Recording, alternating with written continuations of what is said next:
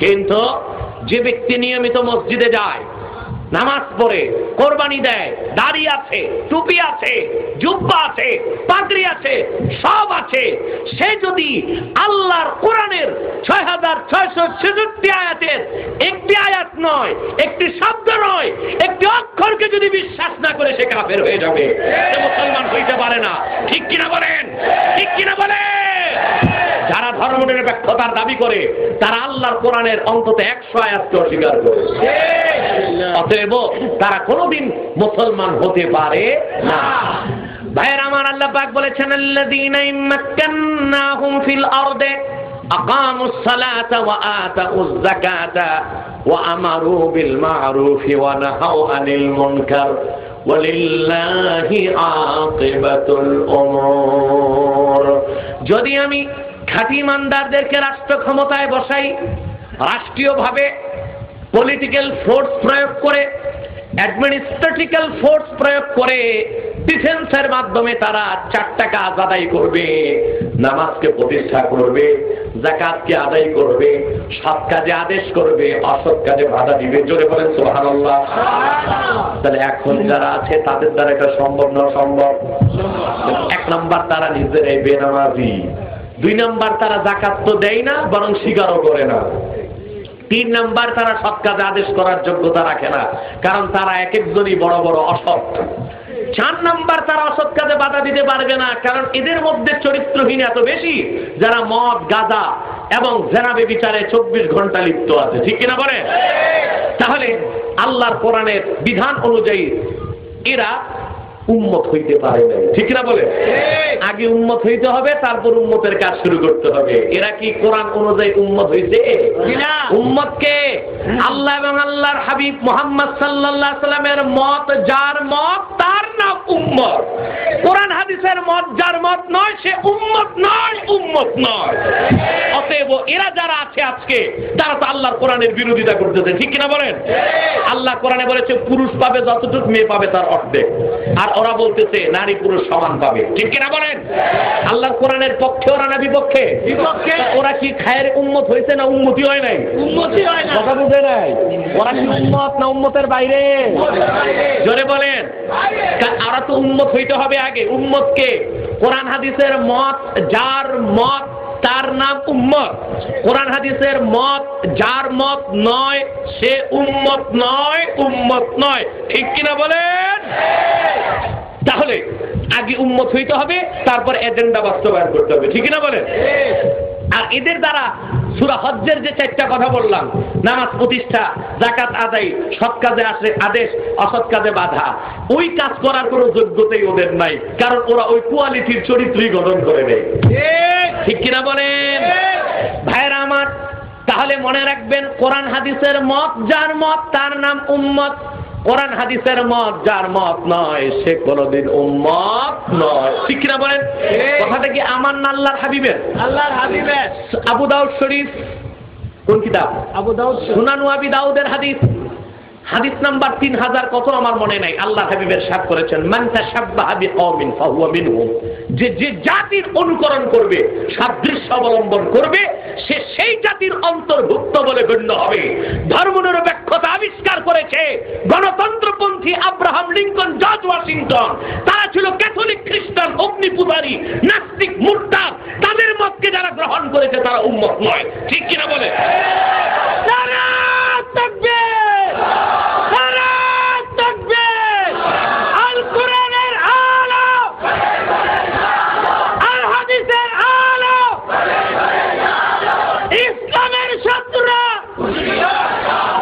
ইসলামের শত্রুরা, নারায়ে তাকবীর, নারায়ে রিসালাত সাল্লাল্লাহু আলাইহি ওয়াসাল্লাম।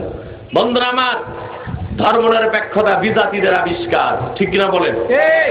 এই মতকে যারা নিল, হাদিস অনুযায়ী তারা উম্মতের অন্তর্ভুক্ত নয়। ওরা যাদেরটা নিল ওদের অন্তর্ভুক্ত। ঠিক কিনা বলেন? ঠিক কিনা বলেন? আজকে আমাদের দেশে সাংস্কৃতিক অঙ্গনটা তাকায় দেখুন। বৈশাখ মাস শুরু হয়েছে না হবে? হবে। কিন্তু পহেলা বৈশাখের আয়োজন শুরু হয়ে গেছে। বাংলাদেশে যখন রাষ্ট্রীয়ভাবে পহেলা বৈশাখ উদযাপিত হয়, তখন কল্পনা করতে কষ্ট হয় যে এটা কি ঢাকা নাকি দিল্লি, এটা কি বাঙালি মুসলমান, বাংলাদেশি মুসলমান, না হিন্দুস্তানি হিন্দুরা পূজা দিচ্ছে, ঠিক কিনা বলে? সংস্কৃতিটা এইরকম হয়ে যায়। রমনার বটমূলে প্রকাশ্য পূজা হয়, পূজা কি হয়? পূজা। রাখি বন্ধন, কপালে তিলক, হিন্দু মহিলাদের মতো শাড়ি পরে উল্কি ধ্বনি দিয়া, উলুধ্বনি দিয়া সেখানে নাচ হয়, গান হয়। এটা বাংলাদেশিদের সংস্কৃতি হতে পারে না, এটা মুসলমানের সংস্কৃতি না, এটা হিন্দুদের সংস্কৃতি, ঠিক কিনা বলেন? ঠিক কিনা বলেন? তাহলে আমাদের দেশের যারা অভিভাবক তারা তো উন্নতি হইতে পারে নাই, আর উন্নত হওয়ার পর খায়ের উম্মতের প্রশ্ন আসবে, ঠিক কিনা বলে? খায়ের উম্মতের কাজ দুইটা, সৎ কাজে আদেশ, অসৎ কাজে নিষেধ। সৎ কাজে আদেশ, অসৎ কাজে নিষেধ, ঠিক কিনা বলেন? বন্ধুরা আমার, ভাইয়েরা আমার, এখন সৎ কাজে আদেশ আর অসৎ কাজে নিষেধ, এটা তিনটা পর্যায়ে আছে। কয়টা? কথাটা আমার নয়, ফতোয়া আলমগীরের মধ্যে এসছে। আল আমরু বিল মারুফ আলাল উলামাই বিল লিসান ওয়া আলাল উমারাই বিল ইয়াদি ওয়া আলাল উলামাই বিল লিসান ওয়া আলা আওয়ামিন নাস বিল কলবি। সৎ কাজে আদেশ আর অসৎ কাজে বাধা তিন শ্রেণীর লোক তিন পদ্ধতিতে দিবে। তিন শ্রেণীর লোক, যেটা বলেন শাসকদের উপর সৎ কাজে আদেশ আর অসৎ কাজে বাধা দেওয়া ফরজ হচ্ছে হাতের দ্বারা। কিসের দ্বারা? হাতের দ্বারা। হাত বুঝছেন? সৎ কাজের আদেশ আর অসৎ কাজে বাধা দিতে গেলে প্রয়োজনে লাঠি ব্যবহার করতে হবে, কিনা বলেন? আমি একটা উদাহরণ দেই। মনে করুন আপনার লোহাগাড়াতে একটা মদের আড্ডা বসেছে। কি বসেছে? জোরে বলেন। এখন আপনার চিটাগাঙ্গের বড় বড় এই মনে করুন আপনার লোহাগাড়া এলাকার বড় বড় মসজিদের খতিব সাহেবরা যাইয়া যদি সেই মদের আড্ডার বাইরে বলে মদ খাওয়া হারাম, বন্ধ করো, কেউ বন্ধ করবে? জোরে বলেন। কিন্তু যদি চিটাগাঙ্গের এসপি সাহেব চলে এসে বলে মদ খাওয়া বন্ধ করো, কথা বলে না, হবে না? হবে না।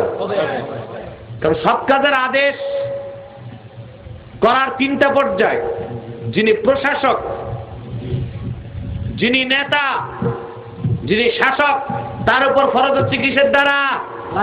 হাতের দ্বারা সৎ কাজে আদেশ করবে, সৎ কাজে বাধা দিবে।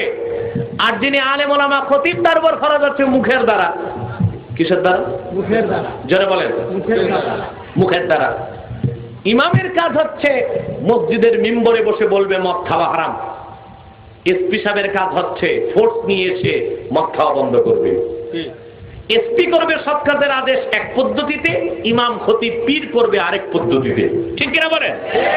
আর আওয়ামের উপর সৎ কাজে আদেশ আর অসৎ কাজে নিষেধের পদ্ধতি হচ্ছে অন্তরে। কিসের দ্বারা? তাহলে সৎ কাজের আদেশ আর অসৎ কাজের বাধার কয়টা পর্যায়? জোরে বলতে হবে। তিনটা পর্যায়। শাসকদের উপর ফরজ হচ্ছে হাতের দ্বারা সৎ কাজে আদেশ করবে, অসৎ কাজে বাধা দিবে। আর যারা আলেম তাদের উপর ফরজ হচ্ছে মুখের দ্বারা তারা সৎ কাজে আদেশ করবে, অসৎ কাজে বাধা দিবে, ঠিক কিনা বলেন? আর যারা সাধারণ মানুষ, আওয়ামুন নাস, তাদের উপর ফরজ হচ্ছে অন্তরে তারা সৎ কাজকে গ্রহণ করবে আর অসৎ কাজকে ঘৃণা করবে। এই হচ্ছে সৎ কাজে আদেশ, অসৎ কাজে বাধার শুরু। কথাটা বুঝতেছেন? উদাহরণটা বুঝতে পেরেছেন? লোহাগাড়াতে মদের আড্ডা বসেছে। এই এলাকার সব ইমাম, মুহাদ্দিস, পীর মিলেও যদি যায়, একজন লোককে মদ খাওয়া থেকে নিবৃত্ত করতে পারবে। কিন্তু এক এসপি সাহেব যদি চলে আসে ফোর্স নিয়ে, মদের আড্ডা ভেঙ্গে সব পালায় যাবে, ঠিক কিনা বলেন? কারণ তিনি হচ্ছেন শাসক। তিনি কি?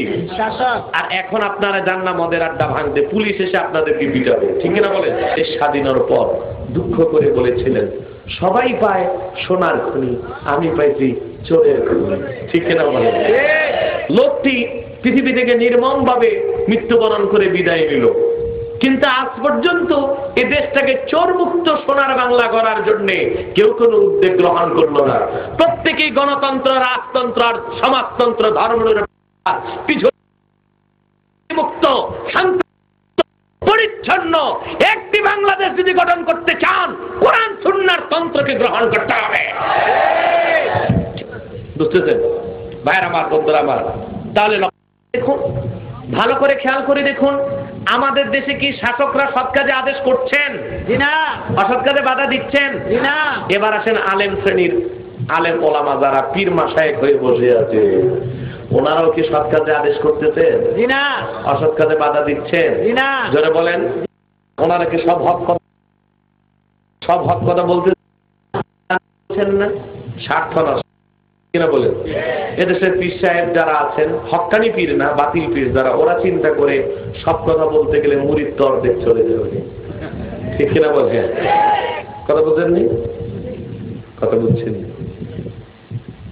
তবলিগ জামাতের আমির মনে করে সুদ আর ঘুষের বিরুদ্ধে কথা কওয়াই যাবে না, কারণ বেশি আসছে অফিসার, সাবেক দারোগা, সাবেক এসপি, সাবেক ব্যাংকার।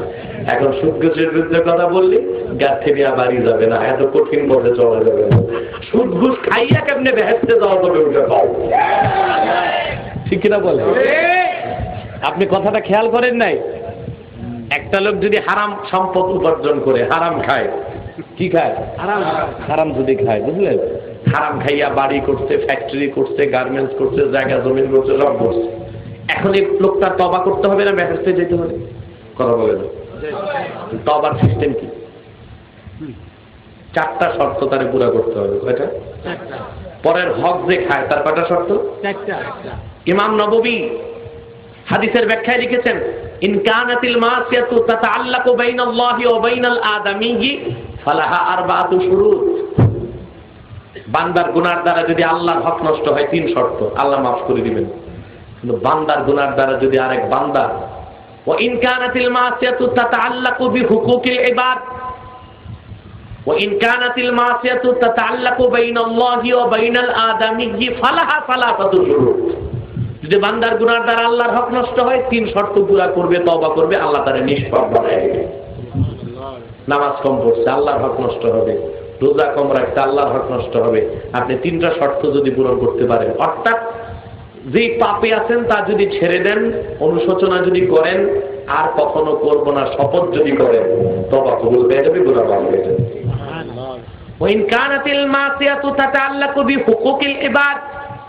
কিন্তু বান্দার গুনার দ্বারা যদি আরেক বান্দার হক নষ্ট হয়, অর্থাৎ আপনি সুদ খেলেন, বান্দার হক নষ্ট করলেন, ঘুষ খেলেন, বান্দার হক নষ্ট করলেন, ঠিক কিনা বলেন?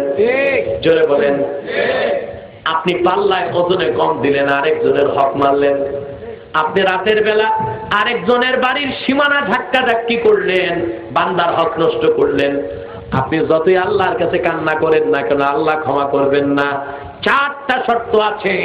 প্রথম 3টা শর্তের সাথে 4র্থ শর্ত হচ্ছে, যে বান্দার হক যেভাবে নষ্ট করবেন, ওই বান্দার হক ওইভাবে তারে ফিরিয়ে দিতে হবে। আমি বড় চিন্তা করি এই দেশের এমপি মন্ত্রী যারা চুরি চামারি করতেছে ওদের ক্ষেত্রে, কারণ ওরা তো চুরি করে একজনের হক আর মানে না। যিনি 500 টন গম মারলেন, চুরি করলেন, উনি তো কয়েক লক্ষ মানুষের গম খাইলেন। ঠিক কিনা বলেন? এই লোকটা তওবা হবে কেমনে বলেন? কত মানুষের কাছে যাবে সে মাপ চাইতে বলেন? প্রশ্ন আসে কিনা?